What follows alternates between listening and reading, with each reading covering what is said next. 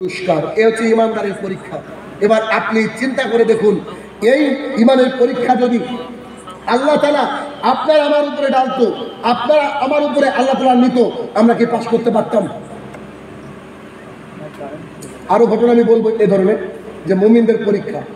মাঝে একটা হাদিস আপনাকে না বললে নাই, সেটা হচ্ছে খাব্বাব ইবনুল আরাত রাদিয়াল্লাহু তাআলা আনহু বলেন, আমরা রাসূলুল্লাহ সাল্লাল্লাহু আলাইহি সাল্লামকে খুঁজতে খুঁজতে কাবার মধ্যে প্রবেশ করলাম।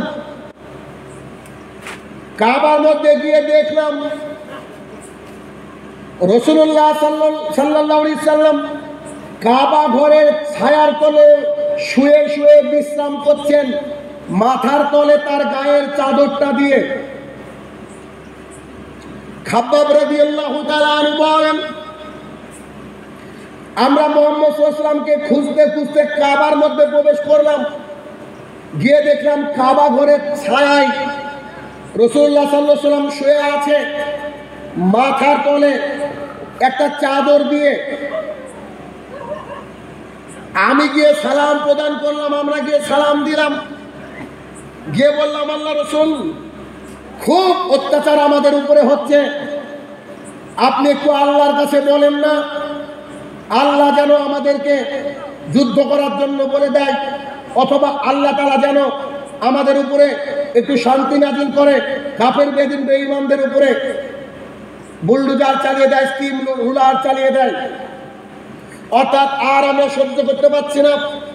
আমরা যারা আমাদের মক্কার মানুষ, যারা ইসলাম গ্রহণ করছে, সবাইকে অত্যাচার সহ্য করতে হচ্ছে। মাবুদ, আল্লাহকে বলেন, আল্লাহ যেন আমাদেরকে এই প্রতিকার কিছু একটা করে দেয়। তখন রাসূলুল্লাহ সাল্লাল্লাহু আলাইহি ওয়াসাল্লাম তাদের কথা শুনলেন, কথা শোনার পরে উঠে বসলেন। উঠে বসার পরে সাহাবায়ে কেরাম বলছেন, রাবি যিনি বর্ণনা করছেন তিনি বলছেন, রাসূল সাল্লাল্লাহু আলাইহি ওয়াসাল্লামের চোখ মুখ একেবারে লাল হয়ে গেল। তিনি যখন রেগে যেতেন চোখ মুখ লাল হয়ে যেত।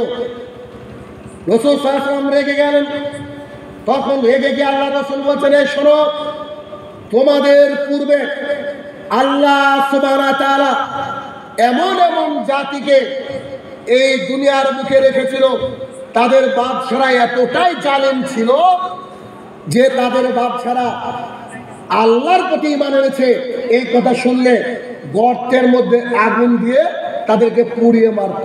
ঘটনা বুঝতে পারছেন কোথায় ঘটনা?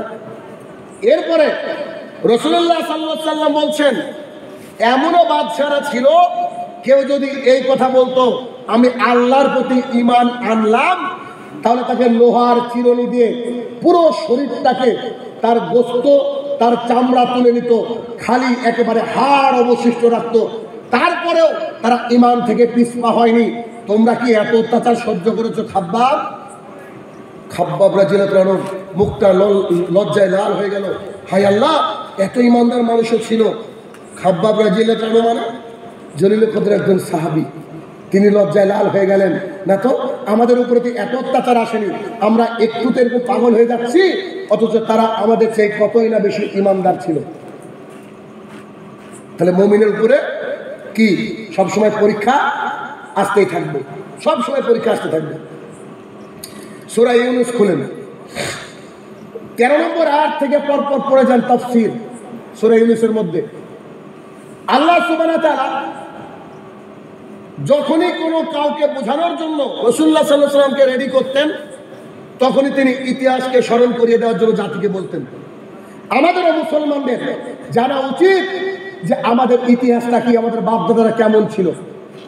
আজকে আমরা মুসলমান ইয়াং ভাইরা যদি আমাদের বাপদাদা কেমন ছিল এটা জানতাম, আল্লাহি বলছি, কোনোদিন ফ্রি ফায়ার পাবজি আপনার মোবাইলে ইনস্টল থাকতে পারতো না। আপনি বিনা কারণে বাজারে গিয়ে আড্ডা দিতে পারতেন না। বিনা কারণে একটা যুবক নেশা ভাঙ খেয়ে জাতির সামনে এভাবে তার কেরিয়ারকে, তার জীবনকে ধ্বংস করতে পারতো না, যদি বাপদাদার ইতিহাসটা জানত। আল্লাহ সুবহানাহু ওয়া তাআলা রাসূলুল্লাহ সাল্লাল্লাহু আলাইহি সাল্লামকে দাওয়াতের জন্য বলছেন, শোনো মুহাম্মদ সাল্লাল্লাহু আলাইহি সাল্লাম, তুমি তোমার জাতিকে বলে দাও, তুমি তোমার জাতিকে বলে দাও যে ওই গ্রামবালা, ওই শহরে যারা বসবাস করতো, নগরে বসবাস করতো, তাদের ঘটনা বলে দাও জাতিকে। তখন মুহাম্মদ সাল্লাল্লাহু আলাইহি ওয়াসাল্লাম জাতিকে শোনাচ্ছেন, আমরাও ওটা শুনেছি, আমরা এখন তাফসিরে পাচ্ছি। আল্লাহ তাআলা কোরআনুল কারীমের মধ্যে কি করে লিপিবদ্ধ করেছে দেখেন। রাসূল সাল্লাল্লাহু আলাইহি ওয়াসাল্লাম মানুষকে বলছেন, যেটা কোরআনে এসেছে সূরা ইউনূসের 13 নম্বর আয়াত থেকে আপনারা পড়বেন। রাসূলুল্লাহ সাল্লাল্লাহু আলাইহি ওয়াসাল্লাম বলছেন এবার ওখানকার ঘটনা, যে একটা এলাকা ছিল, গ্রাম শহর নগর মিলিয়ে। তো ওই এলাকায় আল্লাহ সুবহানাহু ওয়া তাআলা দুজন রাসূলকে পাঠিয়েছিলেন, দুজন নবীকে পাঠিয়েছিলেন এলাকা দাওয়াত দেওয়ার জন্য। যখন দুজন নবীর ব্যাপারে তারা উদাসীন হলো, তাদের দাওয়াত গ্রহণ করলো না, তখন আল্লাহ সুবহানাহু ওয়া তাআলা তাদেরকে আরো একজন রসুল দান করলেন। মোট রসুলের সংখ্যা কত? 3 জন। 3 জন নবী রাসূল গিয়ে সেই এলাকার মানুষকে দাওয়াতের কাজ করতে শুরু করলেন। তিনারা বলতে শুরু করলেন, আমরা আল্লাহর তরফ থেকে প্রেরিত রাসূল, আল্লাহ তাআলা বলেছেন একমাত্র তার ইবাদত করতে হবে, অতএব তোমরা আমাদেরকে মেনে নাও। তখন সেই জাতি তাদেরকে বলেছিল যে তোমরা যদি রসুলই হবা, তো তোমরা মানুষ কেন? কথা বলতে হবে। তোমরা যদি রসুলই হবা, তো তোমরা আমাদের মতো মানুষ কেন? আমাদের মতো হাত, আমাদের মতো পা, আমাদের মতো চোখ। যারা রসুল হবে তারা তো স্পেশাল হবে না, তারা হচ্ছে হয়তো অ্যাঞ্জেল হবে, ফেরেশতা হবে। বর্তমান জামানায় এক শ্রেণী মানুষ বলে না যে নবী নূরের তৈরি, কি কথা বলে না? তাদেরও ওই একই যুক্তি আজকেও আছে। ওই জাহেল কম যা বলেছিল, ওই জাহেল কমের মতো এখনো সেই যুক্তি চলে বর্তমানে। তো যখন তাদেরকে কথা বলল, তারা বলল যে শোনো, তোমরা বিশ্বাস করো আর নাই করো, আমরা আল্লাহর তরফ থেকে রসুল, অতএব তোমরা আমরা যা বলছি মেনে নাও। এই বিধিনিষেধ, এই নিয়ম মেনে তোমাদেরকে চলতে হবে। তখন সেই কথা শোনার পরে তারা বলল যে শোনো, তোমরা 3 জন যেদিন থেকে গ্রামে ঢুকেছ, সেদিন থেকে আমাদের উপরে বালা মুসিবত আসছে। কত বড় খারাপ মানুষ, চিন্তা করো।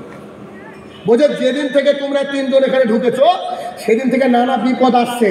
এইসবের জন্য তোমরাই দায়ী। আমরা পায়রা উড়িয়ে আমরা জেনে নিয়েছি, পায়রা উড়িয়ে জেনে নিয়েছি যে এরা খারাপ লোক। তো তখন এরা বলছেন, 3 জন নবী বলছেন যে না, বরং তোমাদের উপরে আল্লাহ তাআলা গজব দিচ্ছেন, কেননা তোমরা আল্লাহ তাআলাকে মেনে নাও না তাই। এভাবে তাদের মধ্যে বাকবিতণ্ডা শুরু হয়ে গেল। এই 3 জন রসুলকে তিনারা পরিকল্পনা করলেন যে আমরা এদেরকে হত্যা করব, আর না হলে গ্রাম ছাড়া করব। যদি গ্রাম থেকে না যায়, তাহলে এই 3 জনকে আমরা হত্যা করব। ঠিক গ্রামের ওই নগরের দিকে, গ্রামের একেবারে শেষ প্রান্তে একজন বুজুর্গ ব্যক্তি, ইমানদার ব্যক্তি বসবাস করত। কেউ বলেছে সে ছিল কবলার মুচি, বা ওই যে সেলাই করতো। কেউ বলেছে বিভিন্ন ব্যবসায়ী, নানা রকম কথা বলেছে। তো তিনি ওই নগর প্রান্ত থেকে ছুটে আসছিলেন। ছুটে এসে বলছে, হে আমার কওম, তোমাদের কি হলো যে তোমরা এক আল্লাহর ইবাদত থেকে দূরে থাকলা? তোমাদের কি হলো যে আল্লাহর কাছে আমাদের সবাইকে ঘুরে যেতে হবে? তবে শুনে রাখো, ইনারা যে কথাগুলো বলছেন, কথার বিনিময়ে কি তোমাদের কাছ থেকে টাকা পয়সা চাইছে? তো না, অনেক দূর থেকে এসে তোমাদেরকে দাওয়াতের কাজ করছে। বুঝেছি, এদের তো কোনো লাভ নাই। যদি লাভ না থাকে, তাহলে এরা নিশ্চয়ই তোমাদের সাথে বাটপারি বেঈমানি করবে না। আসলে যারা না বুঝবে তাদেরকে কি করে বোঝাবেন? তারা বললো যে না, তবু আমরা মেনে নেব না। তখন ওই যে বৃদ্ধ লোকটা, বিচক্ষণ শিক্ষিত মানুষ, সে বলে উঠলো, শোনো, আমি অতটা কপাল পোড়া নই যে আমি তোমাদের মতো এইভাবে গুমরাহির মধ্যে থাকবো। আজকে প্রকাশ্যে ঘোষণা শুনে নাও, আমি ঘোষণা দিচ্ছি, এক আল্লাহর ইবাদত করব, আর এই 3 জন রসুলকে আমি মেনে নিলাম। তাফসীর ইবনে কাসির, তাফসীরে তাবারিতে এসেছে যে সেই গ্রামের লোকগুলা, ওই লোকটা যে এই কথা বললো, তাকে ঘিরে ধরলো। তারা যখন ঘিরে ধরা থেকে দূরে সরলো, তখন এই লোকটা মারা গিয়েছে। কথা কি বুঝলেন আমার? এত মার মেরেছে একটা কথা বলার জন্য, এক আল্লাহর ইবাদত করি, এই কথা বলার সঙ্গে সঙ্গে এত কিল ঘুষি মেরেছে, মারতে মারতে একবারে মেরে ফেলেছে, গণধোলা যাকে বলা। এরপরে কোরআনে এসেছে দেখেন, এবং তাফসীরটা খুলে দেখবেন, আল্লাহু আকবার, আল্লাহ সুবহানাহু ওয়া তাআলা সেই ব্যক্তিকে বলছে, তুমি জান্নাতে প্রবেশ করো। এখানে একটা মজার ঘটনা, মজার কথা। সেটা কি? পৃথিবীর যেই মারা যাক না কেন, মারা যাওয়ার পর থেকে কোথায় থাকতে হয় বলেন তো? কোথায় থাকতে হয়? কবরে থাকতে হয় না? বারজাক, কবর মানে 3.5 হাত গর্ত না, হিন্দুকে পুড়িয়ে দিলে ওটাও কিন্তু কবর। কবর মানে এখন একজন মানুষ মারা গেল, এখান থেকে কিয়ামতের আগ পর্যন্ত যে সময়টা, এটাকে বলে বারজাক, আলামে বারজাক, কবর। আল্লাহ সুবহানাহু ওয়া তাআলা এই ব্যক্তির জন্য স্পেশালি বারজাককে ডিলিট করে দিলেন, সরাসরি মারা গেল, সরাসরি জান্নাত। সুবহানাল্লাহি বিহামদিহি। ইমানের গতিটা দেখেন। আল্লাহ সুবহানাহু ওয়া তাআলা তাকে বলছেন, ওই দেখো আমার জান্নাত, যাও তুমি প্রবেশ করো, তোমার ইমানের কারণে আমি খুশি হয়ে গেছি, তুমি জান্নাতে প্রবেশ করো।